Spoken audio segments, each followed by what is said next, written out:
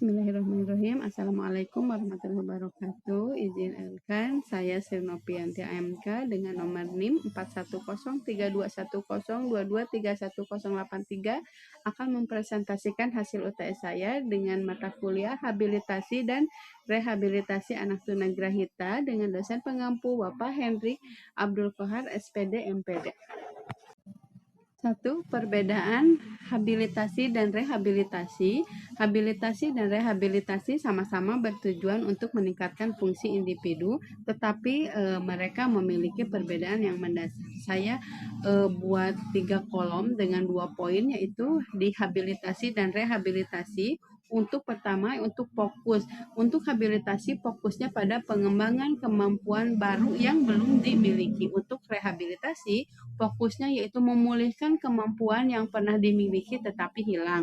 Untuk titik awal kemampuan, dihabilitasi dimulai dari kondisi individu yang belum memiliki keterampilan tertentu, dan direhabilitasi untuk titik awal kemampuannya dimulai dari kondisi individu yang normal lalu menghilang seperti akibat dari kecelakaan. Untuk konteks penerapannya, dihabilitasi umumnya pada anak tunagrahita. Untuk direhabilitasi umumnya pada individu yang mengalami kehilangan fungsi setelah sebelumnya berkembang normal.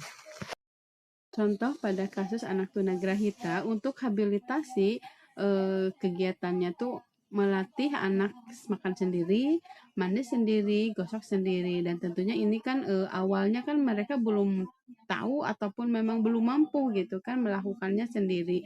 Untuk direhabilitasi ini jarang terjadi, tetapi pada anak yang mengalami fungsi akibat cedera otak setelah sebelumnya si otaknya tersebut berkembang secara normal. Untuk pertanyaan yang kedua, yaitu mengapa habilitasi lebih dominan?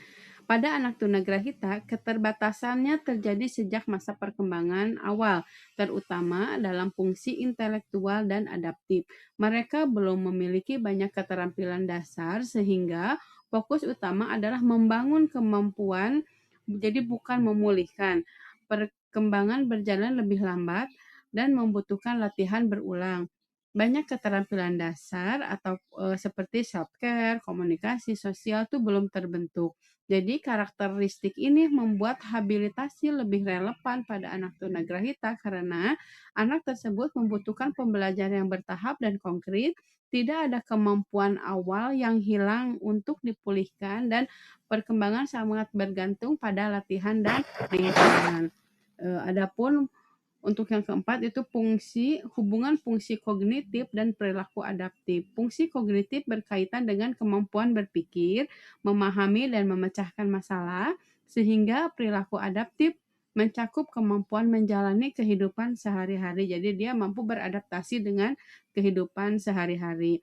Jadi hubungannya yaitu karena adanya keterbatasan kognitif menyebabkan kesulitan memahami instruksi dan tentunya sangat mempengaruhi perilaku adaptif anak tersebut. Untuk contoh, anak sulit memahami urutan kegiatan. Contohnya di sini kegiatan mandi. Jadi awalnya tuh harus apa dulu gitu kan. Kalau kita sebut dengan task analysis, dia tidak paham gitu kan, menyebabkan kesulitan mandi sendiri, dan implikasi terhadap habilitasinya yaitu program harus sederhana dan konkret, menggunakan metode visual atau bergambar dan pengulangan, berfokus pada keterampilan fungsional, jadi bukan abstrak, dan dibagi dalam langkah-langkah kecil yang seperti tadi saya ungkapkan, yaitu dalam task analysis tersebut. Untuk pertanyaan nomor 4 yaitu persamaan tujuan habilitasi dan rehabilitasi. Keduanya memiliki tujuan yang sama, yaitu sama-sama meningkatkan kualitas hidup, mengembangkan kemandirian, membantu individu berfungsi di masyarakat. Terus mengapa harus individual dan kolaboratif? Jadi setiap anak memiliki kemampuan dan kebutuhan yang berbeda. Tentunya setiap anak tersebut memerlukan program individual. Terus keberhasilan membutuhkan kerjasama dengan siapa saja gitu kan, guru, orang tua, terapis, dan tentunya masyarakat. Untuk pertanyaan nomor 5 yaitu perubahan istilah dari mental retardation ke intellectual disability. Perubahan istilah yang terjadi karena istilah lama bersifat stigmatis dan merendahkan, tidak mencerminkan potensi individu. Sedangkan istilah intellectual disability ataupun tunagrahita lebih humanis terdengarnya kan, berfokus pada kemampuan jadi bukan kekurangan, sejalan dengan hak asasi manusia. Terus apa dampaknya terhadap masyarakat? Tentunya ini sangat mengurangi stigma karena kan bersifat humanis tersebut tentunya stigmanya itu lebih positif gitu kan, terus meningkatkan penerimaan sosial dan mendorong pendekatan inklusif. Terus untuk pertanyaan nomor 6, apa perbedaan model medis dan model sosial ataupun ekologis? Untuk model medis yaitu disabilitas ini dianggap sebagai masalah individu. Jadi berfokus pada diagnosa dan penyembuhan. Pendekatannya tentunya terapi dan intervensi klinis.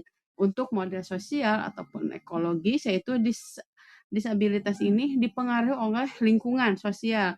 Jadi hambatannya berasal dari masyarakat, seperti aksesnya yang sulit gitu kan, tidak tersedia dan stigmanya lebih ke negatif gitu kan. Terus pendekatannya harus dengan cara apa? Tentunya modifikasi lingkungan dan dukungan sosial.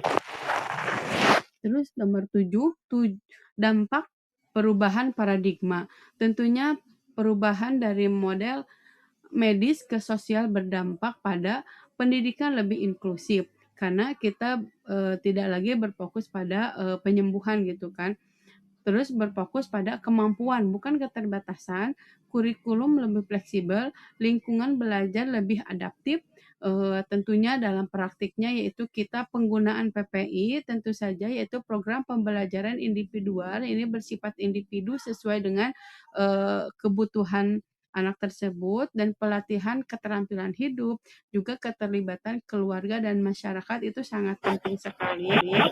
Untuk yang nomor 8, life skill anak tunagrahita. Mengapa lebih penting gitu kan? Tentunya anak tunagrahita kesulitan memahami konsep akademik secara abstrak. Kebutuhan utama adalah kemandirian hidup. Contohnya, lebih penting bisa makan sendiri daripada menghafal rumus gitu kan. Terus lebih berguna bisa berkomunikasi daripada memahami teori kompleks. Life skill ini membantu untuk apa saja gitu kan, untuk adaptasi sosial ketika dia harus bertemu dengan masyarakat ataupun orang lain gitu kan. Terus tentunya buat kemandirian anak dan peluang kerja yang sederhana, tapi kan ini sangat penting sekali buat anak tunagrahita. Untuk contoh life skill-nya itu saya mengambilnya itu merawat diri dengan menggosok gigi gitu kan. Langkah-langkahnya ataupun tes analisisnya yaitu pertama menyiapkan alat apa saja, sikat, pasta gigi, terus setelah pasta gigi dipegang, membuka tutup pasta giginya, kemudian mengoleskan pasta gigi ke sikat, terus mungkin saya kelupaan nanti disimpan dulu gitu kan si pasta gigi yang tidak terpakainya, terus gosokkan gigi dari atas dulu, terus ke bawah, ke depannya, terus ke belakangnya gitu kan, terus berkumur-kumur, lalu membersihkan alat yaitu sikat giginya dan disimpan di tempatnya kembali.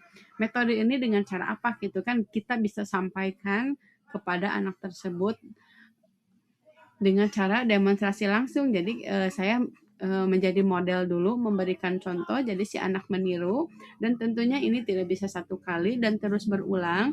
Kalaupun di sekolah kita kan ada udah masuk kurikulumnya untuk proksus, biasanya saya di sekolah tiap hari Kamis, jadi si anak wajib membawa sikat gigi dan pasta gigi itu. Jadi tiap Kamis kita proksusnya, contohnya kita dalam 1 bulan ini 4 kali pertemuan untuk proksus kita, saya fokus di sikat gigi. Jadi anak wajib membawa pasta gigi dan sikat giginya, terus gelasnya buat kumur-kumur. Terus tentunya ini bertahap juga dan reward jangan lupa ketika anak mampu melakukannya sendiri tanpa bantuan, ataupun reward yang lebih sederhana ketika anak mampu masih dengan bantuan, dan tentunya reward juga kepada anak yang belum mampu seperti itu. Terus strategi mengajarkan kemandiriannya tuh seperti apa sih gitu kan, kita sebagai guru SLB yang pertama yang untuk task analisis memecah kegiatan menjadi langkah kecil mulai dari urutan awal sampai akhir. Terus modeling, yaitu seperti yang tadi saya ungkapkan, guru memberikan contoh langsung, jadi kita sebagai role modelnya gitu kan. Terus yang untuk yang saya prompting, bantuan verbal, gestur ataupun fisik. Apakah dia membutuhkan bantuan secara instruksi, gestur, gerak tubuh dan fisik maksudnya. Terus jangan lupa reinforcement, itu penghargaan saat anak berhasil, walaupun sekecil mungkin keberhasilannya, dan kalaupun tidak berhasil, reinforcement itu penting sekali untuk apa? Untuk meningkatkan rasa percaya diri dia gitu kan. Terus konsistensi jangan lupakan, itu latihan rutin di sekolah dan tentunya dikomunikasikan di rumah biar berlangsung gitu kan, terus menerus gitu kan. Jadi tidak, kegiatannya tidak hanya di sekolah, tentunya di rumah juga. Dan ini perlu kolaborasi dengan orang tua agar latihan berlanjut di rumah juga. Kita bisa menggunakan media visual, gambar menggosok gigi, jadwal aktivitas gitu kan, terus kartu instruksinya seperti itu. Untuk kesimpulannya, habilitasi menjadi inti dalam pendidikan anak tunagrahita karena berfokus pada pengembangan kemampuan dasar yang belum dimiliki, sedangkan pendekatan modern menekankan pentingnya lingkungan, life skill, serta kolaborasi dalam meningkatkan kualitas hidup anak. Perubahan paradigma dari model medis ke sosial juga mendorong sistem pendidikan yang inklusif, adaptif, dan berorientasi pada kemandirian. Mungkin itu saja yang bisa saya sampaikan untuk presentasi UTS ini. Mohon maaf apabila ada salah-salah kata. Tentunya masukan dari dosen ataupun dari teman-teman saya sangat terbuka. Wassalamualaikum warahmatullahi wabarakatuh.